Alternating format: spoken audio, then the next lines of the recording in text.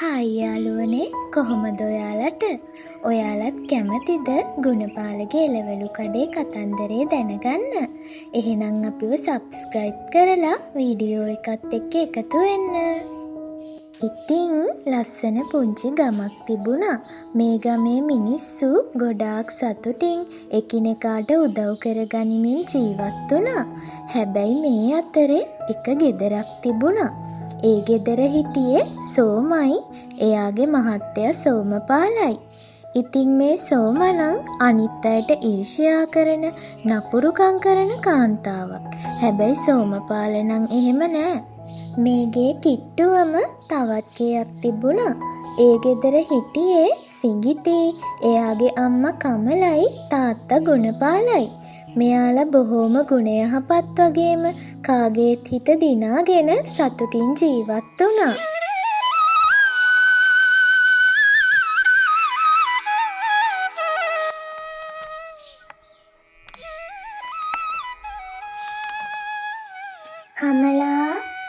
කමලා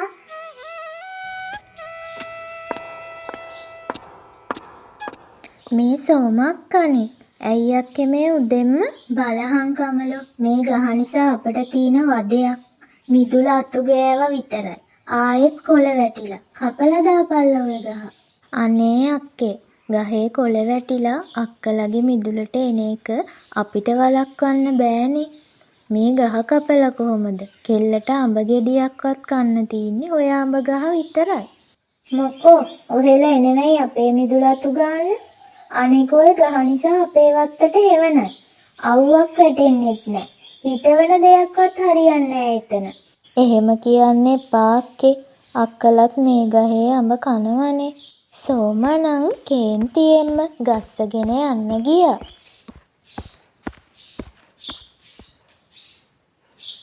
මොකෝ හාමිනේ සෝමක්ක උදෙන්ම මේ පැත්තේ? මේ අපේ අඹ ගහෙන් මිදුලට කොළ වැටෙනවා කියලා ගහ කපන්න කියලා ගියේ. පුදුම කතාවක් නෙවෙයි උන්ද කියන්නේ. මේ ගහකින් වැටෙන කොළ වලට සීමා මායින් තියෙනවා. හාමිනේ ඔය ගණන් ගන්න එපා. මොකෝ හාමිනේ උදෙන්ම මූණ නරක් කරගෙන? ඇයි ඔහෙ දැක්කේ නැද්ද? වත්ත පුරා අඹ කොළ වැටිලා තිනවා. අතු ගාලා ඉවරයක් නෑ. මොකෝ අපේ ගහක කොළයයි මම කීවා ඔක් කපලා දාන්න කියලා. අපෝ හාමිනේ ඔක කොච්චර තරහා ගන්න දෙයක් ඈ? මොකෝ හැමදාම ඔය හැටි කොළ වැටෙන්නේ නෑනේ. අපිත් ඕකේ අඹ හැදුනම කනවනෝ. ඇයි ඔහෙට මතක නැද්ද සෝමා? ගිය අඹ වාරේ අඹ විකුණලා ඔහෙ සල්ලිත් ගත්තේ ඔය ගහෙන්. ඒගොල්ලෝ නම් දන්නේවත් නෑ. ඔහේ නම් කියයි. අනේ ඇත්තට මෙහෙමත් ගෑන උදවි. ඉතින් මේ සෝමනම් අල්ලපු ගෙදරත් එක්ක පුදුම තරහකින් තමයි නිතරම හිටියේ. ඒ කිසිම හේතුවක් නැතුව නිකරුණේ. මේ සෝමපාල නම් මේසන් බාස් කෙනෙක්. සෝමනම් ගෙදරට වෙලා ඔහේ හිටපු කම්මැලි කෙනෙක්.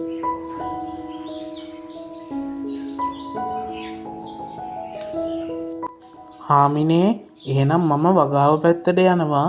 මේ පාර යහමින් එළවලු ටිකක් පොළට ගිහින් විකුණ ගන්න ඕන හාමිනේ.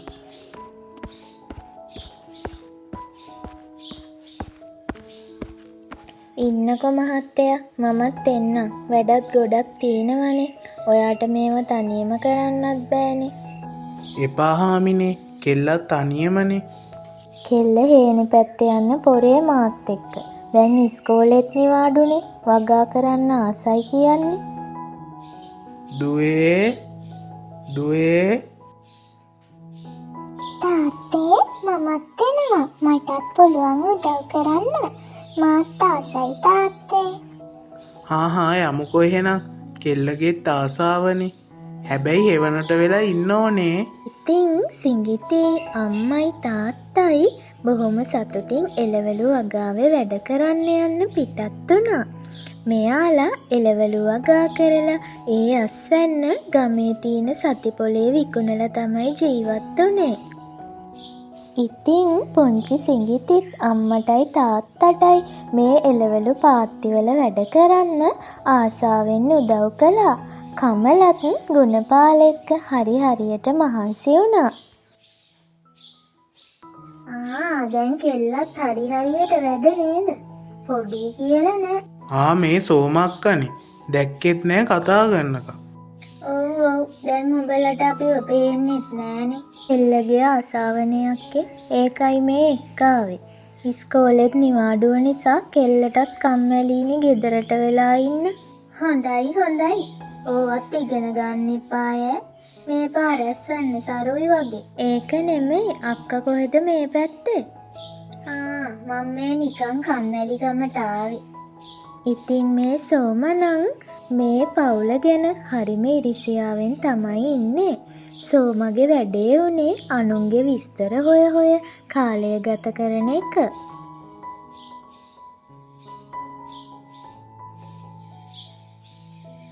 සෝමක්කේ කොහෙද මේ යන්නේ? මම යන තැන් උඹලට කී යන්න ඕනද? නෑ මම මේ නිකමට ඇහුවේ. ඒක නෙවෙයි. දන්නවද වැඩක්? අර කමලයි ගුණපාලයි දැන් අර පොඩි එකීගෙනුත් වැඩ ගන්නවා. සල්ලි තණ්හාවටනේ. අනේ පව්වේකි. පොඩි කියලාවත් හිතන්නේ නෑනේ. අපෝ ගුණපාලා අයියලා එහෙම කරන්නේ නෑ. ඒ සිංගිති කෙල්ල ආසාවෙන් උදව් කරන්නේ. දැන් ඉස්කෝලෙත් නිවාඩුයිනේ අක්කේ. උඹලත් ඉතින් නොදන්න දෙයක් නෑනේ.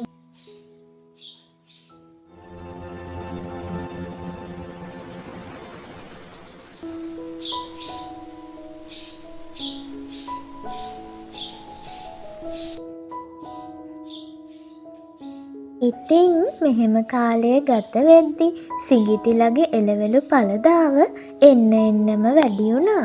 ඉතින් සිඟිතිගේ තාත්තා ගමේ සතිපොලේ මේ එළවලු විකුණුවා.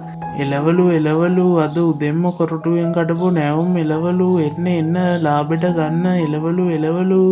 මේ නැවුම් එළවලු මිලදී ගන්න මෙතනට ගොඩක් මිනිස්සු ආවා. ඉතින් මේත් එක්කම සිඟිතිලගේ ගෙදර වෙනදා තිබුණ අගහිගකම් එන්නම අඩු වුණා. කමලයි ගුණපාලයි මේ එකතු වෙන සල්ලි ටික ඉතුරු කරගන්නත් අමතක කළේ නෑ.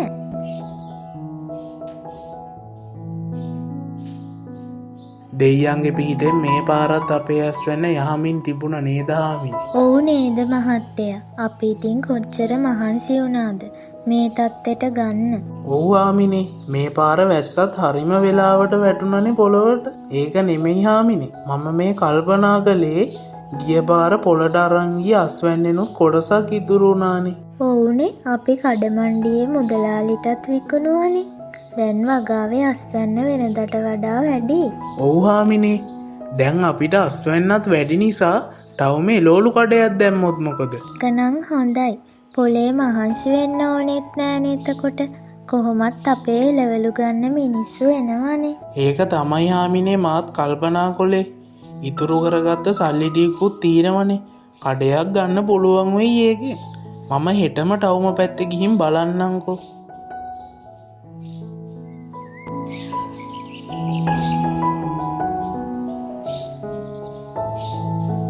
ඉතින් ගුණපාල ටවුමේ අලුත් කඩකාමරයක් අරගෙන එළවලු කඩයක් දැම්මා. මේ නැවුම් එළවලු ගන්න මිනිස්සු ටික හුරු වුණා. ඉතින් එන්නම එයාලගේ වෙළඳාම වැඩි වුණා.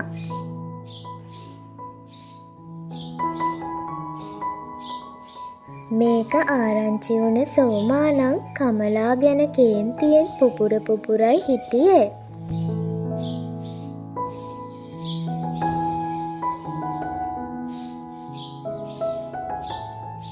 ඔහේ දන්නවද?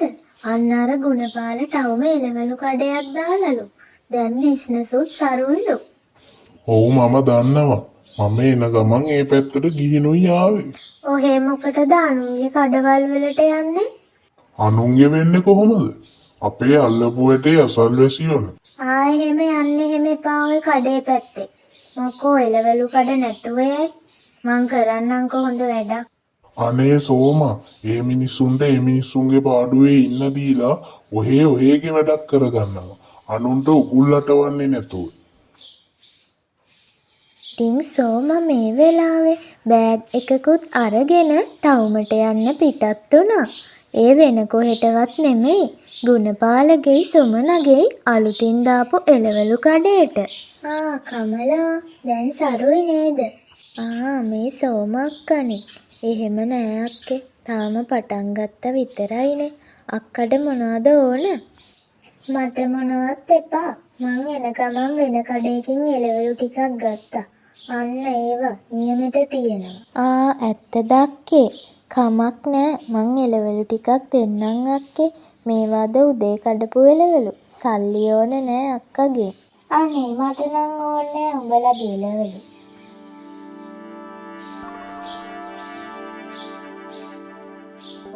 ඉතින් මෙහෙම කියපු සෝමා ආයෙම ගෙදර එන්න පිටත් වුණා. හැබැයි ඒ ගෙදර එන අතර සෝමා කළේ නම් හොඳ වැඩක් නෙමෙයි. සෝමා කඩමණ්ඩියට ගිහින් ගුණපාලලගේ එළවලු කඩේ ගැන බොරු ගොතා කියන්න පටන් ගත්තා. මේ කට්ටියම ඉන්නේ. ඕගොල්ලෝ ගන්නවද අර ගුණපාලලගේ කඩේ එළවලු? ඔව් ඉතින් දැන් මේ පැත්තේ හැමෝම වගේ එළවලු ගන්නේ ගුණපාල අයියාගේ එළවලු කඩෙන්නේ. ඔහෙලට ආරංචි නැද්ද? ඔය ගුණපාලේ එළවලු හදන්නේ වසවිස දාලා. ඒකයි ඔච්චර අස්වැන්නක් ලැබෙන්නේ. පේනවනේ කඩේ තියෙන එළවලු තොගේ. අනේ සෝමා දන්නේ නැති දේවල් කතා නොකර ඉන්නවා. අපි දන්නවනේ ගුණපාල අයියලා ගැන. කොච්චර මහන්සි වෙනවද ඔය වගා කරන්න. අපි S2කින්ම දැකලා තියෙනවනේ. නැත්නම් ගුණපාලෝ එළවලු වලට දාන්නේ ගෙදරම හදාගන්න කොම්පෝස්ට් පොර. අපි හොඳටම දන්නවා ඒක. මමත් අරන් ඇවිල්ලා තියෙනවා ඔය අපේ ගෙදර තියෙන මිරිස් පැල ටිකට දාන්න. අනේ සෝමා යනවා යන්න. ඔහේ කරන්නේම අනුන්ට ගිනි ගෙඩි දෙන එකනේ. ඇත්තද? උඹලට තේරෙයි ටික කාලයක් ගියාම. මම යනවා යන්න. බලන්න මුදලාලි මේ සෝමගේ කතාව. ගුණපාල අයියලා කොච්චර ගුණ යහපත් මිනිස්සුද. මෙහෙමත් කතන්දර හදනවද මිනිස්සුන්ට. ඉතින් සෝමාට ගුණපාලලාගේ ගෙදර අයත් එක්ක තිබුණු තරහ තව තවත් වැඩි වුණා කඩමණ්ඩියේ වුණ මේ කතාබහ නිසා.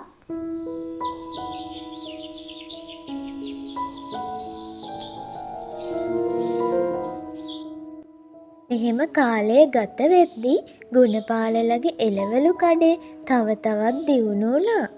මේ වෙනකොට ගුණපාලලගේ එළවලු වගාවේ වැඩවලට වෙනම සේවක පිරිසකුත් හිටියා. ඔන්න ඉතින් දවසක් සෝමපාල වැඩ කරන අතරේ පලංචියෙන් වැටිලා එයාව එක්තැන් වෙනවා. දැන් සෝමපාලට කිසිම වැඩක් කරගන්න බෑ. එයාගේ වැඩපල කරන්න වුණෙත් සෝමට. දැන් ඉතින් සෝමපාලට වැඩට යන්නත් බැරි නිසා ගෙදර අගහිගකම් දවසින් දවසම වැඩි වුණා. සෝමපාලව හොඳ කරගන්න වියදම් කරන්නවත් සෝමාට සල්ලි තිබුණේ නෑ. සෝමක්කේ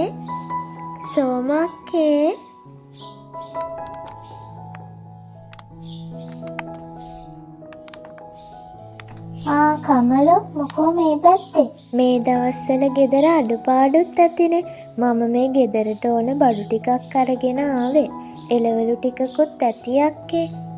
අපෝ අපේ ගෙදර කන්න බොන්න ඕන තරම් බඩු තියෙනවා. ඕවා ගිහින් වෙන කාට හරි දෙන්න. අපිට නම් එපා. කමක් නෑ අක්කේ. මේකත් තියාගන්න. මොනවා හරි අඩුපාඩුවක් තියෙනවා නම් අපිට කියන්න.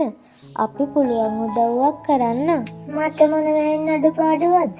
කාගේවත් උදව් මට නම් එපා. ඉතින් මේ සෝමා ගෙදර කන්න හාල්ලටයක්වත් නැති වුණත් එයාගේ තිබුණ නරක ගති නම් අඩු කරගත්තේ නෑ. ඉතින් මාන්නය නිසා කාගෙන්වත් උදව් ගන්නවත් අකමැති වුණ සෝමා ගෙදර අගහිගකම් දැනෙන්න පටන් ගත්තම අනිත් අයගෙන් හොරකම් කරන්න පුරුදු වුණා. ඉතින් මෙයා මේ විදිහට දවස් කීපයක් අනුන්ගේ වතුවල වැටෙන පොල් අහුලන්න, එළවලු පළතුරු කඩා ගන්න පටන් ගත්තා. ඉතින් මේ සෝමා Taman නපුරුකම් කරන අල්ලපු ගෙදර ගුණපාලලගේ එළවලුත් හොරෙන් කඩන්න පුරුදු වුණා. ඉතින් ගුණපාලයි කමලයි මේක දැනගෙන හිටියත් එයාලා නම් සෝමාට අනුකම්පා කළා. ඉතින් මෙහෙම කාලය ගත වුණා. එක දවසක් සෝමා ඒ ළඟපාතම තිබුණු පියදාසලගේ ගෙදර කවුරුත් නැති වෙලාවක් බලලා පියදාසලගේ වත්තට ගියා. ඉතින් ඒ වත්තේ තිබුණු පොල්ගස් කීපයකින්ම පොල් කඩාගෙන ගෝනියක දාගෙන එන අතරේ පියදාසලගේ අතට මහුණා. සෝමා ගෝනියේ පොල් නේද? දැන් මේක දුඹගේ අලුත් රස්සාව. ගෙවල් වල කවුරුත් නැති වෙනකන් ඉඳලා අනුන්ගේ වතු වලට පැනලා හොරකම. අනේද කියන්නේ. ඒත් මං දවස් කීපයක්ම බැලුවා කවුද මේ වත්තේ තියෙන දේවල් හොරකම් කරන්න කියලා. අද තමයි අතටම අහුනේ. එහෙනම් අපේ කෙසෙල් කැනත් කපන්න නැත්තේ මේකිම තමයි. ඇයි ඔහෙට මතක නැද්ද? ගිය සතියේ වේලෙන්න දාලා තියපු වීගෝනියක් නැති වුණා. මේක නම් අතාරින්න හොඳ නෑ. ගම්මුන්ටත් මේක කියන්න ඕනේ. අපේ විතරක් නෙමෙයි තව ගෙවල් කීපයකම හොරකම් වෙලා තිබුණා. මේ වගේ හොරකම් කරන උන්ව පොලිසියටම තමයි අල්ලලා දෙන්න ඕනේ. අනේ මල්ලී පොලිසියට නම් අල්ලලා දෙන්න එපා. ගමේ උන්ට කියන්නත් එපා. මේ පොල් ටික ඕගොල්ලොම ගන්න. මං යන්නම්. එහෙම ලේසියෙන් බේරිලා යන්න හිටපන්. වැඩක් කරන්නම්කෝ. ඉතින් මේ කෑගැහිල්ල ඇහිලා ගමේ කීප දෙනෙකුත් එකතු වුණා. දැන් මේ නපුරු සෝමාට කර කියා ගන්න දෙයක් නැතුව බය වෙලයි ඉන්නේ. මොකෝ මේ කෑගැහිල්ල? බලන්නකෝ කරලා තියෙන හපංකම්. අපි කඩේට ගිහින් එන ටිකට මේකේ අපේ වත්තේ තියෙන පොල් ටික කඩාගෙන ගෙදර අරන් යන්න හැදුවේ. මොනවා? ඒක තමයි අපේ ගම්බිරිස් වගේකුත් හොරු කඩලා තිබුණා. ඒකත් කරන්න නැත්තේ මේකි තමයි. ඒ විතරක් ඈ. අපේ ගෙදර මිදුලේ වේලෙන්න දාලා තිබුණ මිරිස් ටිකත් හොරු අරගෙන තිබුණා මේ ළඟදී. ඉතින් මේ ගමේ මිනිස්සුන්ගේ ගෙවල් වල වුණු හොරකම් ගැන මිනිස්සු එකිනෙක කියන්න පටන් ගත්තා. මේවා හොරකම් කරේ සෝම වුණත් සෝම නම් අඬාම කිව්වේ මේවා යා හොරකම් කරේ නෑ කියලා. හොරකම් කරාම දිවට තව බොරුත් කියන්නේ නෝ. අපි දන්නවනේ ඔහෙගේ හැටි. පුළුවන් තරම්ම අනුන්ගේ ඕපදූප හොය කේලම් කිය මිනිස්සුන්ට ගිනි ගෙඩි දීපු එක තමයි ඔහේ කරේ. ඒක මුළු ගමම දන්නවා. මේ වගේ අයට බුරුල දීලා හරියන්නේ නැහැ. අල්ලලා දෙන්න ඕන මෙයාව පොලිසියට. ගම්මු සේරම එකතු වෙලා සෝමාව පොලිසියට එක්කන් යන්න තීරණය කළා. සෝම අඬා කොච්චර බැගෑපත් වුණත් කිසිම වැඩක් උනේ නෑ. සෝමාව අරගෙන මේ කට්ටිය පයින්ම පොලිසියට යන්න පිටත් වුණා. මේ අතරේ ගුණපාලයි කමලයි එළවලු කොරටුවේ වැඩ ඉවර කරලා එන ගමන් හිටියේ. ඉතින් මෙයාලත් මේ සිද්ධිය දැකලා සිදුවුන විස්තරේ අහලා බැලුවා. මේක අහලා ගුණපාලටයි කමලටයි සෝම ගැන අනුකම්පා හිතුණා. අනේ ගුණපාල මල්ලියේ මාව බේරගන්න. කමල නංගියේ මාව බේරගන්න. මං ආයි හොරකම් කරන්නේ නෑ. මේ බලපල්ලකෝ ගුණපාලලට වින කරපු කටින්ම දැන් බේර ගන්න කියන අපූර්ව. කලේම හතුරුකම්මයි. අනේ පියදාස් අපි ඕවා ගණන් ගත්තේ නෑ. අපි මේ සෝමට සමාව දෙමු. සෝමපාල අයියටත් තාම කිසි ගුණයක් නෑනේ. තාම ලෙඩ ඇඳි. උන්දැත් අසරණ වෙනවනේ මේව ඇහුවාම. ඔව් අයියේ අපි මේවා අතෑරලා දාමු. සෝමක්කා කියනවනේ ආයේ හොරකම් කරන්නෙත් නෑ කියලා. අපි යාට වැරදි හදාගන්න තව අවස්ථාවක් දෙමු. ඔයගොල්ලෝ දන්නවද? ඕගොල්ලෝ දියුණු වෙනකොට සෝම කොච්චර බොරු ගමේ පැතිරුවද කියලා? ඔව් නංගියේ අපි ඒව දන්නවා. අපි ඒව පස්සේ ගියේ නෑ. Taman හරි දෙයි හිතට එකඟව කරනවා නම් කාටවත් බය වෙන්න ඕනේ නෑනේ. ඔයාලගේ ගුණ යහපත්කමින් සෝම නම් හොඳ ප්‍රයෝජන ගත්තා. කමක් නෑ ඉතින්. සෝම මෙච්චර කරදර කරපු ඔයාලා කැමති නම් සෝමව බේරගන්න අපිට කමක් නෑ. අපි සමාව දෙන්නම්කෝ. අනේ කමල නංගියේ ගුණපාල මල්ලියේ මට සමා වෙන්න. මං ඔයාලට ගොඩක් නපුරුකම් කරා. ඕගොල්ලෝ ටික දියුණු වෙනකොට මට බලන් ඉන්න බැරි වුණා. මං ගොඩාක් කිරිසියා කරා. ඕගොල්ලෝ නම් හරීම ගුණ යහපත්. මම කොච්චර සතුරුකම් කරත් අඩුම තරමේ මගේ හිත රිදෙන්න වචනයක් කියලා නෑ. එදා හාල්ලටයක්වත් ගෙදර නැති වෙලාවේ මගේ මාන්න නිසා මං ඕගොල්ලෝ ගෙනාපු බඩු ටිකවත් ගත්තේ නෑ. මට සමා වෙන්න. හරි අක්කේ අපි ඕවා ඔක්කොම අමතක කරලා අලුතෙන් පටන් ගමුකෝ. දැන් සෝමපාල අයියටත් වැඩක් කරගන්න බෑනේ. අක්කා එන්න අපේ එළවලු කඩේ වැඩට. අපි අක්කට රස්සාවක් දෙන්නම්කෝ. ඔව් අක්කේ අපිට අක්කත් එක්ක කිසිම තරහක් නෑ. අපි සෝමපාල අයියවත් කොහොම හරි සනීප කරගමුකෝ. අපිත් උදව් කරන්න. අනේ බොහෝම පිං.